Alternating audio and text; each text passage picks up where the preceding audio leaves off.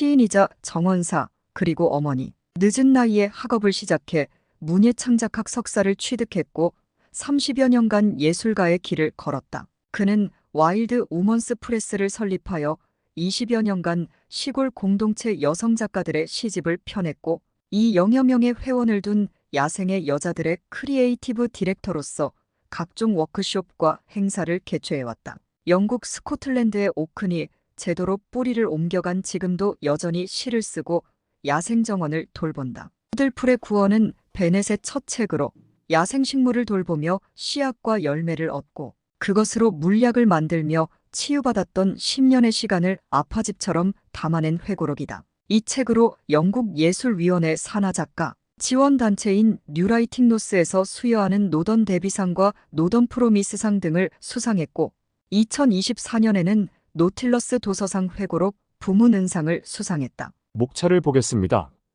때로 삶은 부서진 덕분에 자란다는 것을 들풀은 가르쳐 주었다. 씨앗 1 이것은 내가 꿈꾸던 정원이 아니다. 다 태우고 남은 것 분홍바늘 꽃꿈은 허상이 되어 데이지 떠돌이 생활 큰갈퀴 덩굴 사랑받지 못한 풀들 하우스리 새벽 3시에 걸려온 전화가시자두나무 기억의 상영관 금사슬나무 붙들 것과 보내야 할 것 봄마진행이 내 가족의 나무 가시칠 엽수 언니의 장례식 로즈메리 그녀의 온실에서 배운 것 디기탈리스 나는 깨어난다 잔쑥 엘더나무의 수오신 서양 딱총나무 씨앗 이에도와 모성 그 가혹한 순환 속에서 변화는 이끼의 시간으로 온다 실속나 작은 마을에서 산다는 것 붉은 장구채 태어나지 못한 아이돌 소리쟁이 반복되는 꿈 우단 담배풀 모성과 애도 사이에서 두매꿀풀 돌과 흙의 위로 개양귀비 망가진 것도 아름답도록 반가지똥 출산이라는 사건 레이디스멘틀 물에 빠진 여자 크리핑 싱크포일 상실의 실용적 측면 녹양박하 생명을 불러오는 풀 서양쇠기풀 들풀처럼 뿌리 내리다 불란서국화 어머니의 야생정원 서양백리양 거울에 비친 얼굴들 둥근 빛살개 불주머니 비온 뒤 알게 된 것 느릅터리풀 헬로윈의 선물 렁어트 고요히 월동하는 시간 컴프리 씨앗 삼살미 우리를 진흙탕으로 이끌 때 인생이라는 춤을 추는 법 기는미나리아 제비 살려야 한다. 피버퓨 영원히 자유로울 수 없는 병성갈퀴 인슐린과 튜브와 주사바늘 필드스카비오사 우리를 지켜주는 산울타리 덩굴의 란초 선택과 운명의 기로에서 샘의 발톱꽃 다른 아이가 되어 돌아오다 카밀레 망가지지 않았어. 보리지멍으로 남은 기억 말터릿을 단순한 생활 알칸나 삶과 죽음 사이의 균형 허브로버트 다시 싸는 거야. 엄마 해지운드워트 실없이 즐거운 짓 도그로즈 잔잔한 그래프 폭스앤드 컵스 머물겠다는 약속 양번나무 정원의 연금술사들 마늘냉이 씨앗 사생명은 내내 굳세게 들이닥친다.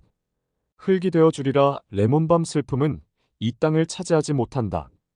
집신나물 내 몸에 귀 기울일 때 쇠뜨기 게릴라 정원 레서셀런다인 우리의 마법 정원 전호 로살리타와 플로라엔 흰명아주 내 사랑 야생의 여자들 서양민들레 황무지의 지배자 숲제라늄 빨간색 에나멜 스틸레토 오레가노 가장 창의적인 정원상 더치인동 그 속에는 금이 있다 유럽 미역쥐 살짝 미쳐서 좋은 날 왕질경이 음지의 기억 빈카 마법의 콩 사자기 잉모초 씨앗 오돌무지에서도 쉽게 자라나는 사랑 뿌리가 땅을 확신하듯 펠리터리 오브 더 월 추억을 빌려서라도 우엉 또 한 바퀴의 순환 단계날이 갈라진 틈에서 자라난 사랑 블랙커런트 아이답게 구는 아이수도 나르키 수수수선화 아파집 속 어느 여름날 삼색 제비꽃 시트러스 숲의 연인 한련 두려움과 마주하는 법 아주가 서리와 가시가 내게 준 것 칼렌듈라 어머니의 크리스마스 의식 블랙베리 씨앗 6어머니 식물은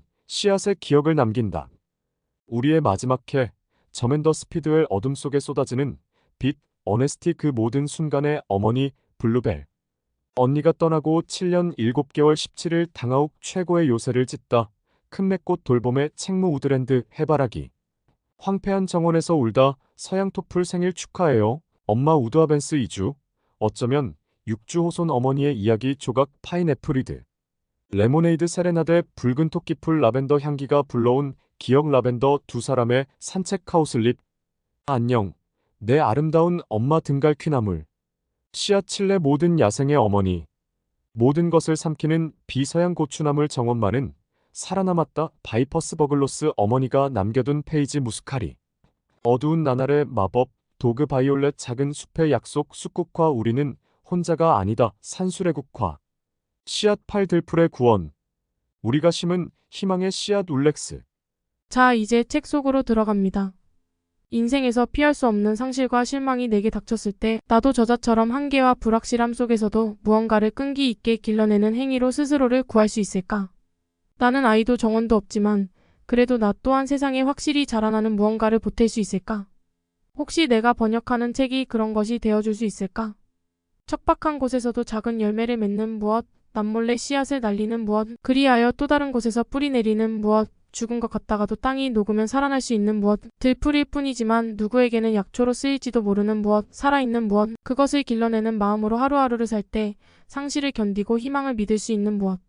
저자가 들풀에서 그것을 찾아냈듯이 나도 독자 여러분도 각자의 그것을 찾을 수 있다면 좋겠다.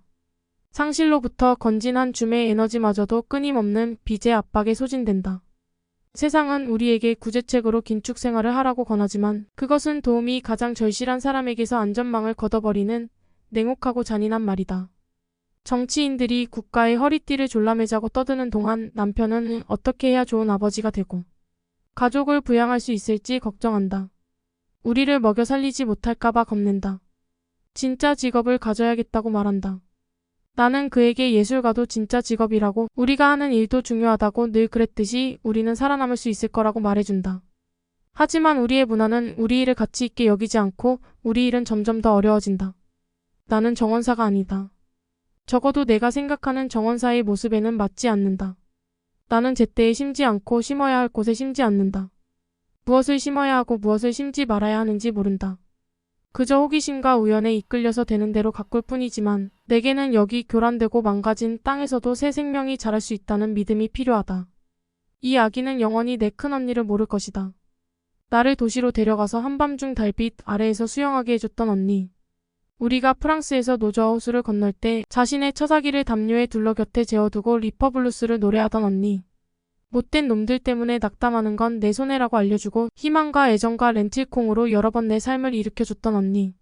천장에 별을 그리고 현관에 야생화를 길렀던 언니.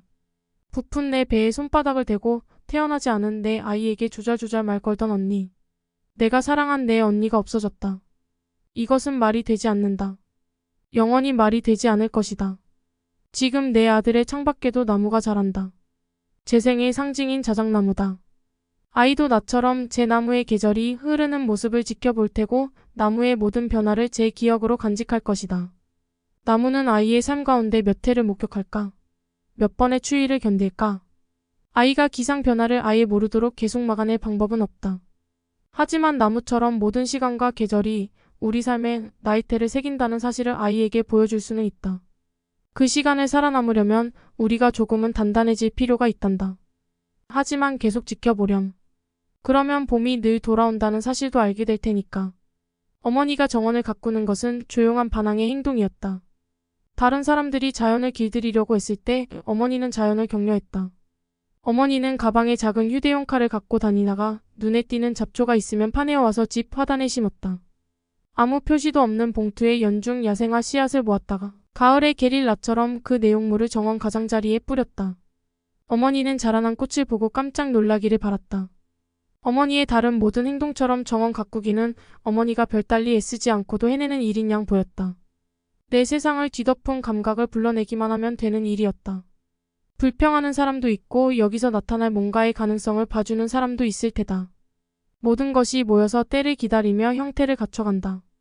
나의 나날은 다시 단순해진다. 나는 머물기에 더 나은 곳을 찾는 일을 그만둔다.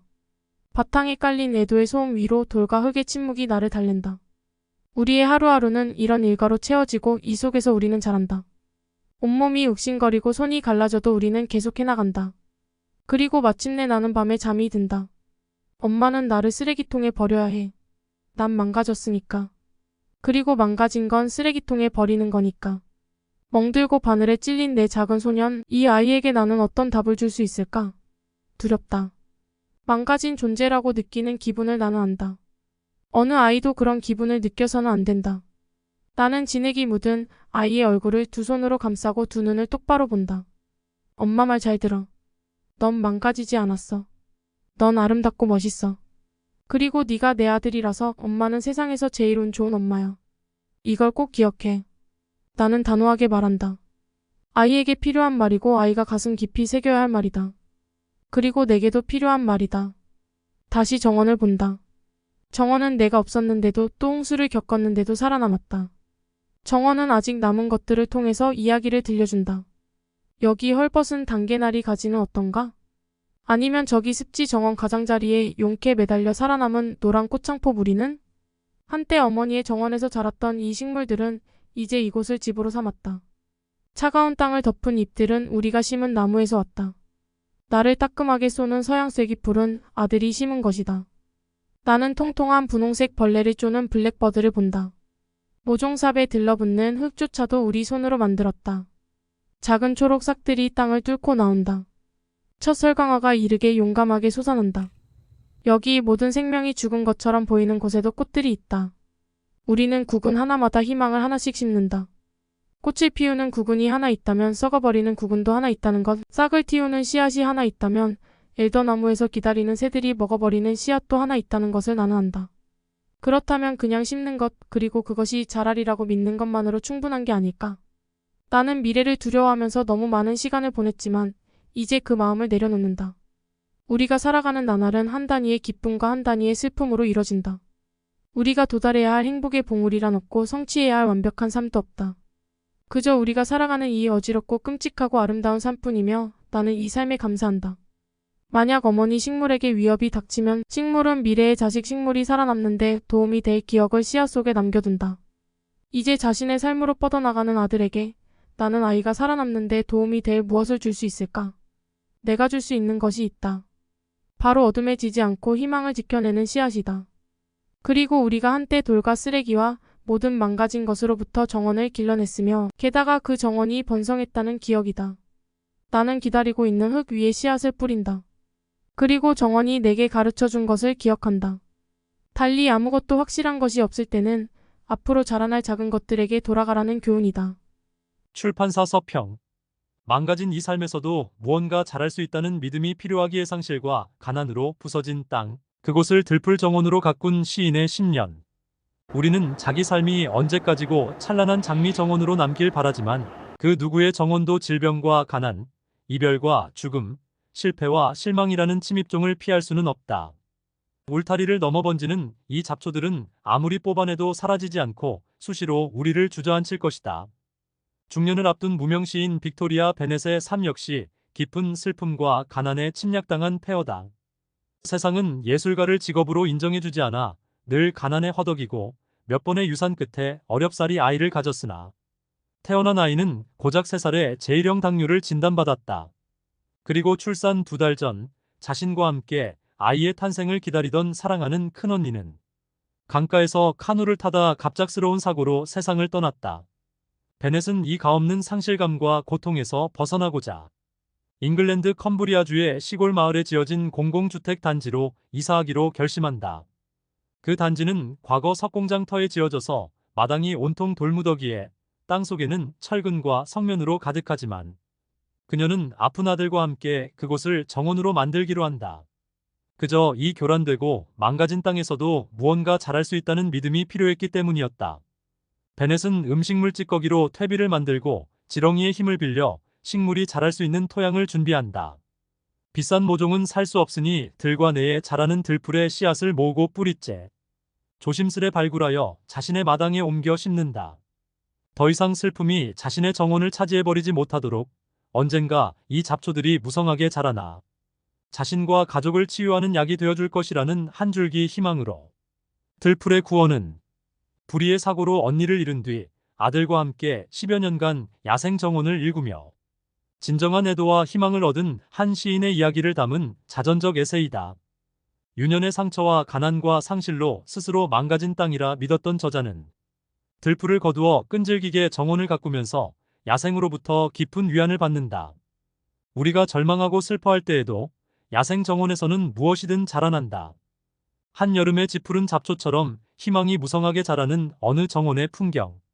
가난의 풀, 우리 정원의 난민, 잡초는 도대체 어디서 태어나 여기까지 왔을까? 사람이 원치 않는 곳에서 자라는 야생식물을 일컫는 잡초는 인류 역사에서 사람들의 필요에 따라 재배되고 내쫓기기를 반복했다. 저자의 삶은 도무지 길들여지지 않아 환영받지 못하는 이 교란지 식물들처럼 느껴진다. 어린 시절의 상처와 죽은 언니를 향한 끝나지 않는 애도는 죽은 유령처럼 현재를 떠돌지만 자신의 돌봄이 절실한 아들을 위해 매 순간 필사적으로 살아내야 한다. 척박한 땅에서도 열매를 맺고 언제 어디서든 뿌리를 내리고 얼어붙은 땅에서도 되살아나야 하는 잡초의 운명이다. 인생의 불확실함과 무력감에 맞닥뜨렸을 때 시인은 들풀 정원을 가꾸며 스스로를 구원했다. 얼어붙은 흙을 고르고 자생 가능한 토양으로 마당을 다지며 겨울을 보낸 그녀는 드디어 본다. 부서진 흙과 갈라진 바위 틈에서 쐐기풀, 우단 담배풀, 미역추위, 수선화, 창질경이, 석잔풀 같은 것들이 무성하게 자라나고 그곳에 곤충과 새 등 새로운 생명이 날아드는 모습을. 그리고 콩과 호박과 로즈메리가 식탁을 향기롭고 풍성하게 채우고 들풀의 꽃과 열매와 씨앗이 잼과 수프와 술과 차와 물약으로 돌아오는 현실을. 회색 돌뿐이던 그들의 정원이 재생과 희망의 약초원으로 탈바꿈한 것이다.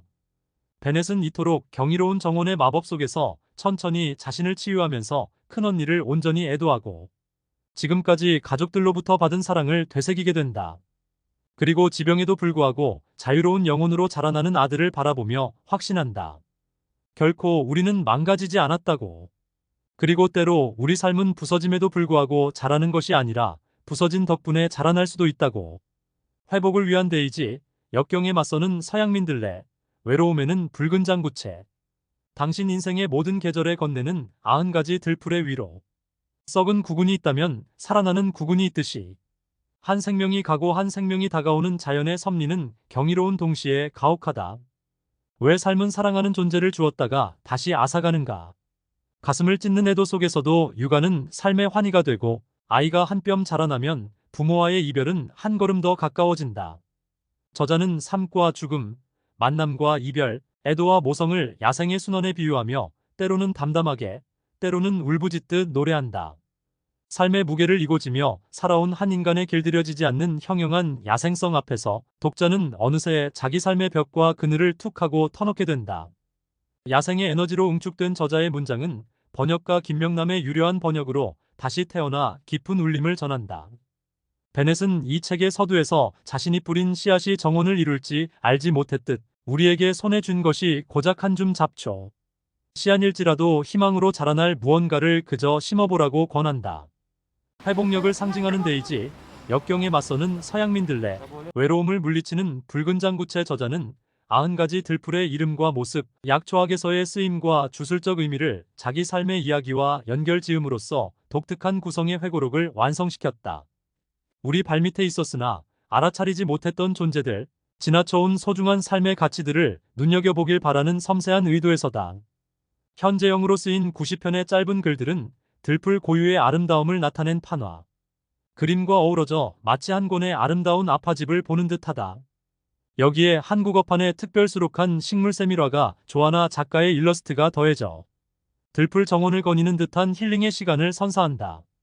추천사 김소연 시인, 촉진하는 밤 저자. 내가 망가져버렸다고 느꼈던 고비들에서 타인으로부터 간절하게 듣고 싶었던 한마디가 있었다. 망가지지 않았다는 말. 그러나 아무에게도 들어본 적은 없고 결국 나는 스스로가 스스로에게 거듭거듭 들려주는 수밖에는 없었다. 망가지지 않았어. 들풀의 구원에서는 이 말을 아들에게 들려주는 시인, 엄마가 등장한다. 실은 자기 자신에게도 들려주고 싶은 말이라 덧붙이면서 마당에다 씨앗을 심으면서 아무데서나 잘 자라는 들풀들을 한껏 키워내면서 망가짐이라는 것이 종래는 더 단단한 두께를 만들어가는 나이테와 다름없음을 직접 목격하면서 경이가 머나먼 어딘가에 존재하는 것이 아님을 이렇게나 섬세하고 아름답게 경험해내면서 이 책을 무릎에 얹어두고서 아픔이 어떻게 따사로움으로 진화하는지, 고통이 어떻게 안온함으로 변화되는지에 대하여 구체적이고 실감나는 언어로 대화해보고 싶다. 나처럼 망가져버렸다고 괴로워하는 많은 이들과 저마다 체득하며 획득해온 야생성의 진가에 대하여